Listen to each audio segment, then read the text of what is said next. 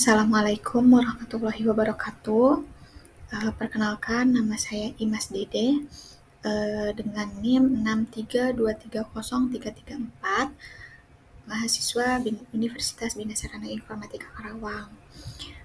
Yang terhormat, Bapak Yuris Al-Khalifi MKom selaku dosen mengampu mata kuliah Proyek Sistem Informasi Akuntansi. Terima kasih atas waktunya. Pada kesempatan kali ini, saya akan mempresentasikan mengenai perancangan sistem penggajian berbasis website pada PT Fasada Arta Teknologi Karawang menggunakan metode UCD atau User Centered Design. Oke. Yang pertama di sini adalah latar belakang.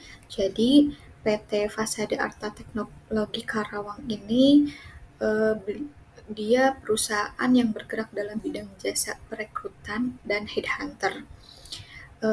Sebetulnya proyek kali ini saya ambil dari analisis proyek sebelumnya di semester 3, yaitu analisa terkait sistem penggajian di PT Fasada Arta Teknologi Karawang, yang dimana dia ini perusahaan yang masih sistem penggajiannya itu masih manual menggunakan Excel. Nah, di sana hasil analisa kami itu terdapat beberapa masalah. Yang pertama di antaranya ada kesalahan perhitungan gaji. Di situ sering terjadi komplain perhitungan gaji, kayak gajinya kurang bayar atau lebih bayar dari karyawannya. Terus yang kedua, prosesnya yang lambat karena memang dengan menggunakan Excel manual, perhitungan gajinya membuat prosesnya yang sangat lambat. Terus yang ketiga, ada kehilangan data seperti file file penggajian di beberapa PT gitu. Nah, dari masalah ini, kami memberikan solusi untuk merancang sistem penggajian berbasis website yang mempercepat proses administrasi dan sesuai dengan kebutuhan PT Fasada Arta Teknologi Karawang. Dengan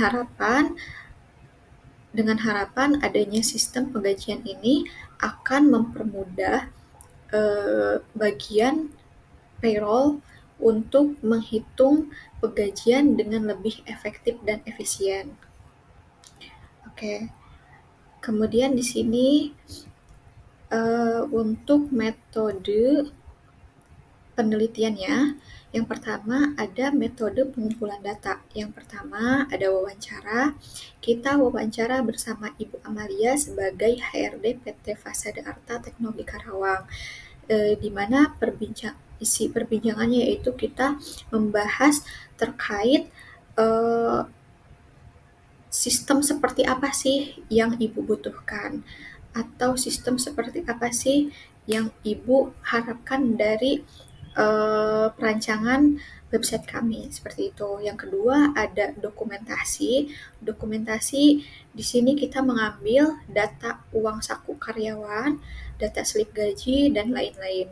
Yang ketiga ada studi pustaka, di mana kita mengambil minimal 15 jurnal dan salah satunya berjudul Rancangan Sistem Informasi Pengambilan Cuti Pegawai. Yang kedua, di sini ada metode pengembangan software. Metode pengembangan software di sini kita menggunakan User Centered Design atau UCD, di mana metode ini perancangan sistem yang melibatkan pengguna secara langsung dalam setiap tahap pengembangannya, agar sistem yang dibuat benar-benar mudah digunakan dan sesuai kebutuhan mereka. Jadi, sistem UCD ini seperti yang sebelumnya saya katakan di sesi wawancara, kita berbincang terkait sistem apa yang dibutuhkan oleh PT Fasada. Nah, ini nyambung dengan sistem UCD di sini ya. Kemudian di metode UCD ini ada 4 tahapan. Yang pertama tahap analisis, yang kedua desain, evaluasi, lalu kemudian ada implementasi. Untuk tahapan analisis, di sini kita menganalisis metode menganalisis beberapa kebutuhan untuk softwarenya. Yang pertama, ini ada kebutuhan, maaf tadi ke pause ya. Untuk yang pertama, tahapan analisis, di sini kita menganalisis kebutuhan softwarenya sendiri. Yang pertama, ada kebutuhan fungsional. Untuk kebutuhan fungsional, di sini di bagian HRD itu ada kebutuhan login, mengelola data jabatan, mengelola data karyawan, mengelola data akun, kemudian ada mengelola data absensi, mengelola data gaji, dan terakhir ada mengelola laporan penggajian. Yang kedua, dari segi pimpinan akan membutuhkan kebutuhan login dan melihat laporan saja. Yang kedua, di sini ada kebutuhan non-fungsional, yaitu sistem harus dapat diakses melalui browser, responsif untuk berbagai perangkat, ada keamanan data, lalu kemudian terdapat fitur backup data otomatis untuk meminimalisir kehilangan data seperti yang ada di permasalahan sebelumnya, seperti itu. Kemudian untuk tahapan kedua ada tahapan desain. Tahapan desain pada penelitian ini menggunakan bahasa pemodelan UML seperti use case diagram, activity diagram, sequence diagram menggunakan tools Draw.io. Ini website ya, jadi kita bikin diagramnya menggunakan website Draw.io, serta pembuatan user interface atau UI yang diuji pengguna sebagai rancangan awal aplikasi. Untuk pembuatan user interface-nya atau UI-nya kita menggunakan website Figma, seperti itu. Lalu kemudian ada tahapan evaluasi. Tahapan ini dilaksanakan untuk memahami tanggapan atau umpan balik dari pengguna yang sudah melakukan pengujian prototipe. Kemudian, hasil tersebut akan dikaji ulang oleh peneliti untuk memahami kebutuhan pengguna sebelum memasuki proses implementasi. Jadi, di tahapan evaluasi ini, prototipe yang kita bikin, desain website yang kita bikin, kita evaluasi dulu kepada. Oke, kemudian di sini untuk tampilan prototipenya, di sini kita masuk di tampilan login, kita memasukkan nick karyawan, password, kemudian checklist, lalu kita klik masuk. Nah, di sini ada tampilan dashboardnya, ada menu master data, ada data jabatan. Di sini kita bisa menambahkan, kemudian simpan, atau bisa juga kita untuk edit data.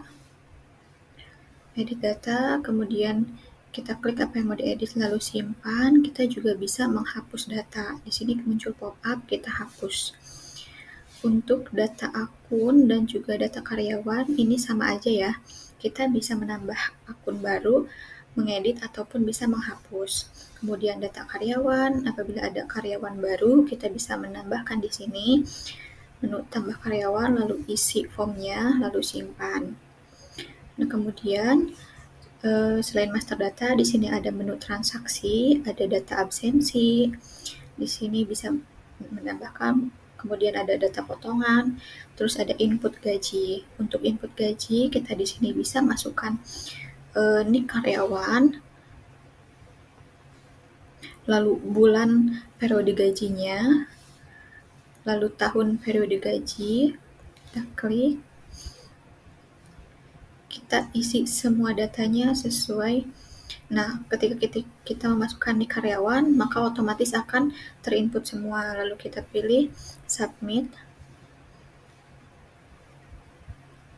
untuk perhitungan gaji. Nah, di sini untuk laporan ada slip gaji. Kita cari namanya, lalu kita buka. Ini untuk tampilan slip gaji otomatisnya. Dan slip gaji ini juga kita bisa langsung otomatis mengirimkan ke email karyawan masing-masing, seperti itu. Jadi nggak harus lagi kita kirim slip gajinya tuh melalui grup WA, karena sebelumnya itu slip gaji dikirimkan melalui grup WhatsApp tiap tiap PT-nya gitu. Mungkin sekian presentasi dari saya, kurang lebihnya mohon maaf. Terima kasih. Wabillahi taufiq wal hidayah. Wassalamualaikum warahmatullahi wabarakatuh.